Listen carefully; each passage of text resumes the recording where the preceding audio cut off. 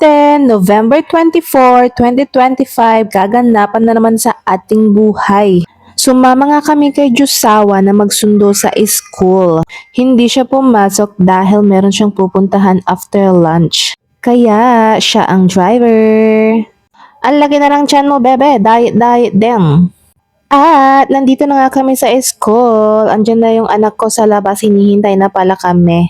Nagulat nga siya at super happy siya dahil ang papa niya ang sumundo. Papa's boy kasi yarn eh. Tumiretso na nga kami kay mama at papa sa Luxab para humingi ng ulam kasi tumawag sila, kuha kayo dito ulam. O diba, nalibre na kami ng lunch. Thank you po. At nung hapon nga, sumama kami kay Jusawa para mag-joyride. Sumama kami sa bayan kasi kukunin niya yung result ng medical niya.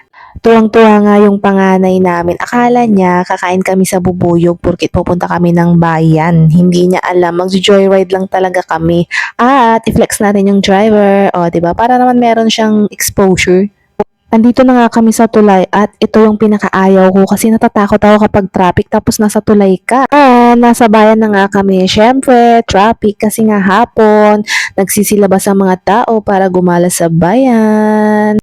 After nga naming makuha yung result ng medical ni Jusawa, dumiretso kami dito sa may plaza ng Bayambang, dito sa kanilang food bazaar. Dahil andito na nga kami sa bayan, syempre, papasyal kami saglit, ikot-ikot, ganon. Andito na nga kami sa loob at dumiretso kami sa bilihan ng laruan dahil tatry namin kung may magugustuhan yung batang maliit kasi napaka-arte sa laruan. Ayan na nga, pinapakita namin yung aso kasi ako, nahukyutan ako dyan sa aso na yan pero yung anak ko takot na takot siya, ayaw niya. Yung panganay namin tuwang-tuwa, ang dami niyang nakikita at may nahanap na nga siyang gusto niyang ipabili sa papa niya. Ayan na nga, oh, hawak na niya, diba? Yung cute nga na aso, pinatry naming lagyan ng battery, yung gagalaw na siya kung gusto ng anak namin. Kaso ayaw pa rin niya, natatakot siya. Pati nga yung laruan ng kuya niya, binibigay namin, ayaw din niya. Kaya wala kaming nabiling laruan para sa kanya kasi ayaw niya eh. At dahil nga wala siyang nagustuhan na laruan, umalis na kami at nagtingin-tingin na, nag-ikot-ikot dito sa loob.